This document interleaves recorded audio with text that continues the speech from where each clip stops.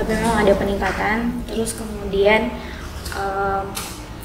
kami juga nyampaikan ke guru mereka seperti ini. Makanya kami kayak berharap mereka nanti bakal ada yang melanjutkan dari kampus angkatan 5 gitu.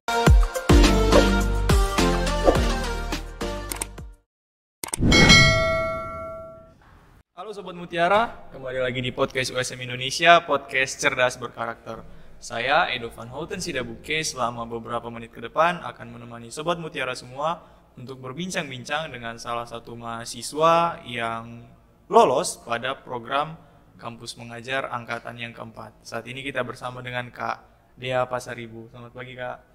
Silakan perkenalkan dirinya Kak. Perkenalkan, nama aku Dea Gata Pasaribu dari program studi Sarjana Kebidanan semester 8. Oke, semester 8 saat ini. Oke. Kak Dea, kita akan cerita-cerita terkait kelulusan Kakak di Kampus Mengajar kemarin. Nah, kalau boleh tahu, boleh diceritakan Kak awalnya Kakak bisa lulus di program Kampus Mengajar ini Kak? Oke. Pertama tuh kita kan ada kayak apa ya namanya? Pengenalan tentang aplikasi platform MBKM ya. Kan. Terus kemudian tertarik dengan sebenarnya itu ada salah satu program di platform itu adalah program magang. Karena memang termasuk dalam dunia kesehatan kan lebih banyak itu ke magang gitu kan. Ternyata untuk kami karena program studinya baru, jadi kami belum memiliki kesempatan untuk bisa magang gitu. Karena belum ada lulusan alumninya seperti itu. Kemudian sebenarnya udah sempat daftar di KM3, Kampus Mengajar 3 kemarin. Tapi karena itu salah satu syaratnya adalah harus memiliki alumni. Nah, ternyata kami mahasiswa S1 ini kan karena baru, karena saya juga angkatan yang pertama, aku juga angkatan pertama, jadi mereka kami tidak memenuhi syarat itu. Jadi kami coba di Kampus Mengajar Angkatan 4, ternyata lebih diringankan lagi syaratnya sehingga kami 7 orang dari kampus dari Sarjana Kebidanan ini bisa lolos. Oke. Kalau dari orang tua sendiri nih, ketika Kakak sampaikan bahwa Kakak akan mengikuti program Kampus Mengajar, responnya bagaimana? Orang tua selama itu adalah hal yang baik pasti selalu mendukung. Karena memang gimana ngomongnya ya, orang tua terjun juga ke dunia pendidikan. Oke, orang tua basicnya iya, mama sama papa terjun dalam dunia pendidikan, punya salah satu sekolah di dalam naungan yayasan yaitu PAUD. Nah, jadi memang selama kemarin COVID juga sempat pulang ke sana, terus kemudian ada libur, kemudian ada kesempatan saat tidak kuliah itu ya udah ikut juga ngajar sama anak-anak PAUD. Walaupun beda konsep ya dengan ini, tapi sama-sama terjun di dunia pendidikan. Makanya waktu mereka ini sebenarnya mereka kayak gini, kamu kan anak kesehatan, mahasiswa kesehatan gitu kan, kenapa mau terjun ke dunia pendidikan gitu? Karena bukan disiplin ilmu juga yang Benar sekali. Nah, kalau boleh tahu Kak, kemana penempatannya di mana sih Kak? Penempatannya di Medan Polonia, SMP swasta Al Hidayah. Oh, SMP ya? Iya, nah, di SMP. Kakak kan tinggal di sekitaran Sari Mutiara nih. Iya. Nah, jalan Kakak berangkat ke sana itu naik apa? Angkot atau kendaraan sendiri? Naik kendaraan sendiri, karena kan sekarang memang lagi nyoba belajar di klinik. Jadi sambil di klinik, kemudian ibu kliniknya juga dukung untuk bisa maju dalam kuliah, dalam hal apapun itu yang positif pokoknya. Jadi disediakan juga kendaraan untuk ke sana juga. Oke, nah Kakak di penempatan di SMA yang di Polonia ini ada berapa orang nih yang dari Sari Mutiara? Dari Sari Mutiara di Polonia cuma 1 orang. Jadi cuma Kakak sendiri. Nah, bertim pasti ini kan? Bertim. Dari kampus mana aja nih kalau boleh tahu Kak? Ada Universitas Medan Area. Lupa ya, tapi berapa orang di sana? Ada 6 orang kami. 6 orang yang berbeda-beda kampusnya. Iya, rata-rata 4 orang kami jurusan kesehatan. Jurusan kesehatan? 3 jurusan kesehatan, kemudian 3-nya ilmu sosial sama Oke. Ketika ditempatkan ke sana nih, pertama kali datang ke sekolah itu, responnya pihak sekolah itu gimana sih? responnya pihak sekolah itu welcome, mereka welcome bener. Apalagi sebenarnya gini, aku tuh di awal sempet ragu. Ragunya itu satu itu tadi karena aku mahasiswa kesehatan. Yang kedua itu karena aku non muslim, iya kan. Itu di sekolah itu mereka sekolah non saya muslim dan kayak takut ada intoleransi seperti itu kan. Jadi waktu ternyata datang ke sana mereka benar-benar kebuka benar, mereka benar-benar kayak wah akhirnya ada yang mau melihat kami dengan kondisi yang seperti ini gitu. Seperti itu, semua baik siswa yang gurunya, kepala sekolahnya pun, bahkan orang tuanya pun juga mendukung gitu. Kayak artinya ada sambutan yang baik nih dari pihak sekolah. Nah, ketika selama di penugasan nih kakak kan disiplin ilmunya kan bukan pendidik ya, pertama kali ikut program kampus mengajar, kemudian di sana juga kalau beritahu ngajar juga ya ke siswa-siswa.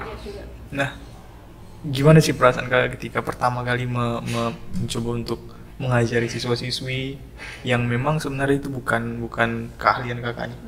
Gimana nih perasaannya tadi? Itu tadi sih, perasaannya tuh kayak ragu, takut karena kayak kita nggak punya basic gitu kan. Nah, pembekalan juga karena lewat online gitu kan, jadi kita kayak lewat Zoom, lewat YouTube kayak cuman dapat materi kalau menguasai kelas tuh seperti ini dan memang karena basicnya kesehatan, jadi kalau berbicara sama mereka itu kadang-kadang harus banyak kaitan juga dengan dunia kesehatan gitu. Jadi memang kadang takut kayak gimana ya, cara mereka kita menarik perhatian mereka itu bagaimana di depan itu seperti itu. Lain halnya ketika kita itu kasih penyuluhan kesehatan, lain halnya itu kan kita ada materinya gitu, walaupun tapi kita udah menguasai gitu kan. Kita lebih siap gitu. Iya, tapi kalau misalnya ini tuh kayak apalagi gurunya tuh sering ini kan, nanti kak tolong ini ya, kasih materinya ini baru di hari H, jadi kan agak kadang kaget gitu, jadi agak takut juga. Terus kadang tuh kita mahasiswa ini kan masih tahap belum bisa terlalu mengontrol emosi. Terus kemudian ketemu sama yang SMP baru beranjak ke remaja. Mereka bisa sering bersinggungan, jadi kayak seakan-akan kakak adik gitu kan, jadi sering ada tengkarnya, ada cerewetnya, marahnya, jadi kayak ya mau nggak mau siap aja gitu. Harus beradaptasi gitu ya. Nah, kalau untuk kayak tadi nih dikasih bahan, itu kan tadi kakak cerita dikasih bahan oleh gurunya di saat itu juga. Nah, untuk di tim orang kakak yang ketika mengajar, ikuti kampus mengajar di sekolah tersebut, ada sistem pengajaran seperti apa sih yang kalian buat supaya itu anak-anak itu tertarik gitu? Beberapa program, salah satunya kan memang untuk meningkatkan literasi sama numerasi. Dan kami ada program setiap hari Jumat itu pasti kami ada melakukan kayak les tambahan, kelas intensif. Kami udah data dari awal mereka yang SMP itu yang belum bisa membaca, nah itu nanti kami ada pegang. Terus kemudian yang belum hafal perkalian, kemudian kadang-kadang mereka perhitungan kayak gitu. Jadi kami kayak bagi tim, ada yang tim numerasi, ada yang tim literasi gitu. Oke, berarti yang sampai tingkat SMP pun masih ada yang belum bisa membaca gitu ya. Nah, pendekatan apa sih yang teman-teman di sana buat untuk bisa memberikan pengajaran kepada siswa yang udah SMP, yang kita rasa mungkin ya kalau pengalaman kita dulu SMP ya mungkin udah tahapnya untuk kali-kali belajar yang tingkat lebih tinggi. Nah, gimana cara teman-teman di sana untuk mengajarin siswa-siswi yang nggak bisa baca nih bahkan di tingkat SMP? Jadi kami ada 6 orang, kan 3 orang itu mereka ke bagian numerasi, yang 3 lagi ke literasi. Kebetulan aku di bagian literasinya, aku ada pegang. Kami tuh setiap mahasiswa itu pegang satu kelas, jadi ada kelas tanggung jawabnya. Nah, kalau aku di kelas 7A, itu aku selalu kayak tiap pagi tuh, kami masuknya siang sih, jadi tiap siang itu sebelum datang aku cek mereka udah pikir apa belum, terus kemudian yang mereka belum bisa baca, kadang-kadang aku gini, ayo coba ambil bukumu, kita baca, yuk baca dikit aja gitu kan. Nah itu rutin setiap hari. Terus kemudian teman-teman lain juga kadang ada misalnya bacaan di papan tulis atau bacaan di dinding, kami minta ini huruf apa, ini apa gitu. Sama juga waktu kelas intensif juga kami seperti itu. Nah, setelah melakukan program-program seperti itu, apakah ada evaluasi nih dari teman-teman kepada siswa-siswi di sana? Evaluasi ada, kami juga nyampaikan juga ke mereka di akhir bulan November karena kami udah mau akhir penugasan itu. Mereka ada sedikit peningkatan, tapi memang nggak signifikan. Tapi memang ada peningkatan. Terus kemudian kami juga nyampaikan ke guru mereka seperti ini. Makanya kami kayak berharap mereka nanti bakal ada yang melanjutkan dari kampus angkatan 5 gitu. Artinya juga apa yang kalian lakukan di sana semoga bisa bermanfaat buat siswa-siswi di sana nih ya kan. Nah, kalau dukungan dari kakak kan dari prodi yang tergolong bukan memang ilmu pendidikan disiplinnya, kesehatan gitu kan. Dukungan dari prodi itu bagaimana sih terkait kakak mengikuti program ini? Kalau dukungan prodi sama juga, prodi asalkan itu adalah hal yang positif, prodi pasti mendukung apapun itu. Kemudian kampus juga seperti itu. Jadi kami ada koordinator dari kampus mengajarnya, selain dari kampus tapi juga dari prodi. Jadi terkadang beliau tanya gitu kan, bagaimana kalian di sekolah, aman murid-muridnya gitu kan, ada yang bisa dibantu kayak. Mereka tetap bertanya gitu, apalagi wali kelas aku juga sering tanya juga, gimana kalian ngajar, enak kan, rasain kan gimana rasanya jadi dosen tuh kayak gini gitu. Nah, kalau ini kan di sana bernama dari kampus yang berbeda. Ini kalau boleh tahu teman-teman ini ada yang bimbing kah? Atau yang bimbing ini hanya dari Sari Mutiara tuh gimana kak? Dosen pembimbing? Iya. Oh, dosen pembimbing itu dari Universitas Microskill. Microskill. Iya. Nah, selama kalian penugasan di sana ini dari dosen pembimbingnya sendiri, apakah ikut turun langsung ke lapangan dan gimana sih dari beliau ini kan untuk membimbing kalian yang memang rata-rata tidak dari disiplin ilmuwan mengajar untuk menyampaikan program itu, apa sih yang beliau lakukan? Jadi kan kalau misalnya dari buku panduannya itu kampus mengajar itu dosen pembimbing lapangan itu minimal harus 2 kali gitu kan ada ke sekolah. Jadi kami rembuk bareng, kami sama-sama menyepakati setiap 2 minggu sekali. Kadang kalau memang tidak bisa datang ke sekolah kami secara online. Nah, tapi memang setiap hari kami itu berkomunikasi di grup karena kan ada laporan, ada logbook harian yang harus diisi, kemudian laporan mingguan juga seperti itu yang harus diupload sesuai dengan kesepakatan gitu. Jadi mereka setiap kami misalnya ada keluhan, bagaimana nih kayak ini Bu, kami kayak begini nih, anaknya ini kayak gini nih, ada masalah ini nih. Oh, kalian harus kayak begini, oh kalian harus begini, kayak gitu. Jadi memang dari dosen pembimbing lapangan juga menuntun membimbing kami juga. Oke, artinya tetap walaupun memang yang di sana fokus kalian, tapi dosen pembimbing juga harus tetap memantau gitu kan. Nah, ini kan kakak ngajarin siswa-siswi SMP nih kan, yang notabene berangkat dari fase anak-anak nih masuk ke remaja, yang tentunya juga ya seperti kita bilang tadi aneh-aneh juga sih kan. Apa sih yang berkesan selama kakak berapa, kalau boleh tahu berapa bulan di sana kak? Kurang lebih sekitar 5 bulan. 5 bulan. Dari 5 bulan kakak mengajar di sana, apa sih yang paling berkesan menurut kakak? Baik dari tingkah-tingkah lucunya mungkin atau sampai bahkan yang membuat sedih nih. Kalau yang paling berkesan semua ya, semuanya itu pasti berkesan ya. Tapi yang mungkin kayak bikin terharu itu ada salah satu anak aku ngajarin dia baca. Aku ngajarin dia baca itu dia udah kenal huruf, dia udah kenal huruf, cuman dia belum lancar baca. Jadi karena notabene aku udah dapet dari mama aku ilmu kayak kalau ngajarin baca itu coba dulu dari ba gitu kan, bu yang kayak 2 huruf dulu gitu kan, dia udah bisa. Terus masuklah kami ke kayak apa ya dibilang kosakata baru, ke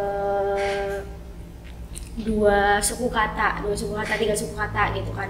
Nah aku banyak gunain kayak misalnya buku, kayak misalnya pokoknya 2 suku kata yang memang biasa kita ada di lingkungan sekitar kami gitu kan.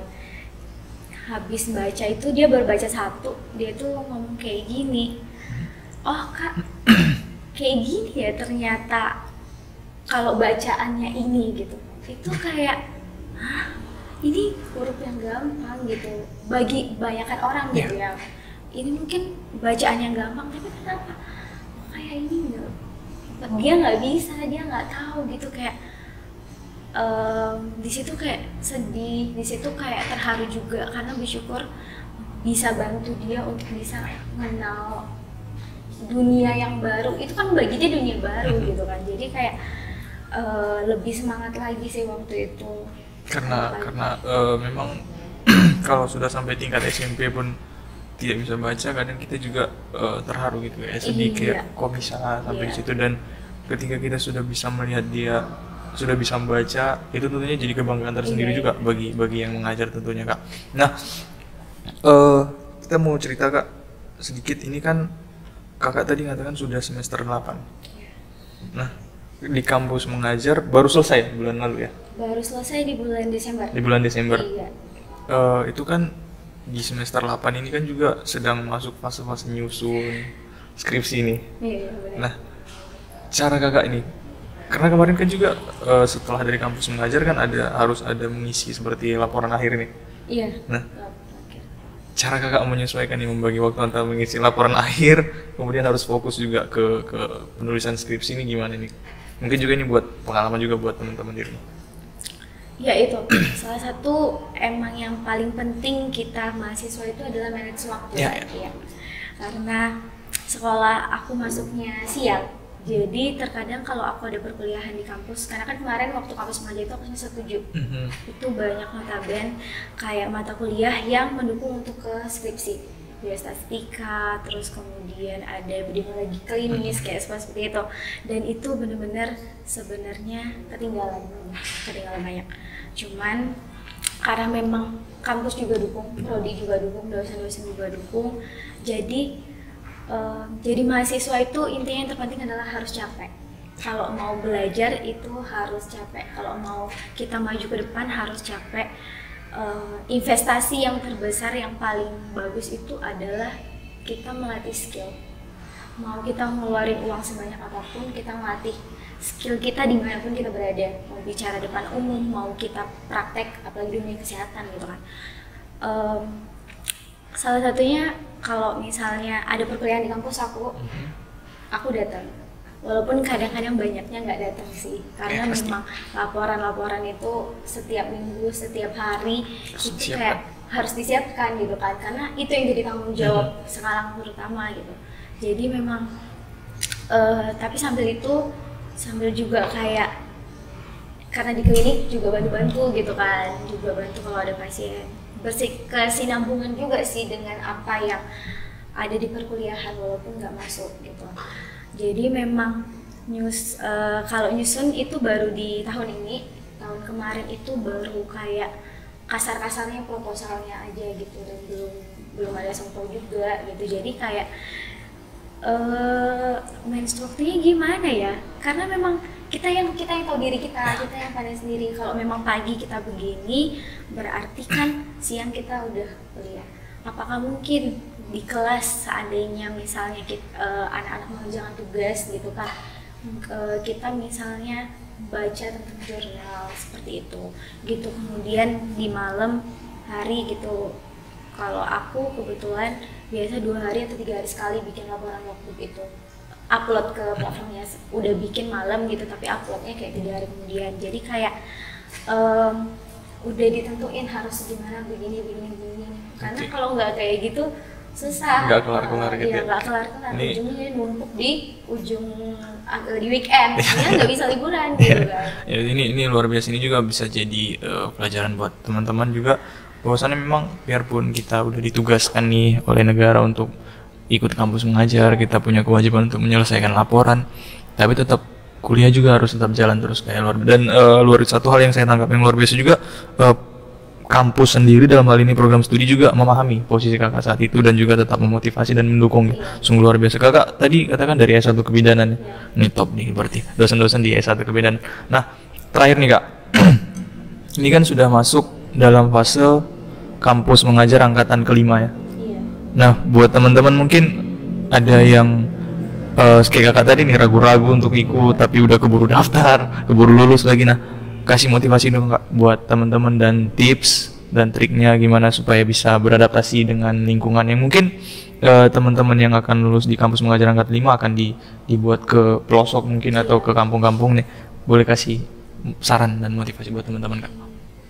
Untuk teman-teman kampus mengajar angkatan 5, intinya semangat. Kita sebagai mahasiswa itu banyak belajar, banyak juga bersosialisasi, banyak juga beradaptasi dengan apa yang ada di lingkungan kita yang baru. Ini termasuk baru kita akan terjun gitu.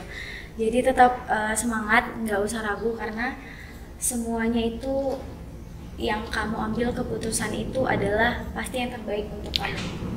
Walaupun itu sulit, sesulit apapun, pasti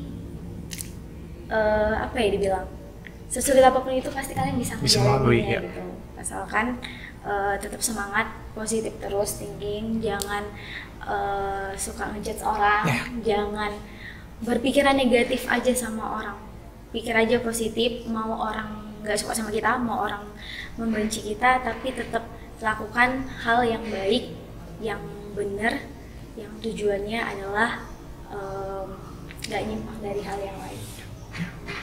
Luar biasa. Terima kasih Kak atas motivasinya. Semoga apa yang disampaikan tadi bisa bermanfaat buat Sobat Mutiara di rumah, terutama bagi yang ikut kampus mengajar angkatan 5 ini Kak.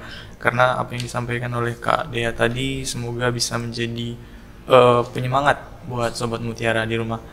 Terima kasih Kak Dea atas waktunya, luar biasa tadi. Semoga yang disampaikan bermanfaat. Demikian bincang-bincang asik kita dengan Kak Dea Pasaribu. Saya Edo Van Houten pamit undur diri. Sampai ketemu di podcast USM Indonesia selanjutnya. Dan jangan lupa untuk melihat kolom deskripsi karena di situ akan ada link pendaftaran kita dan link kampus USM Indonesia. Sampai jumpa di podcast USM Indonesia, podcast cerdas berkarakter. Sampai jumpa.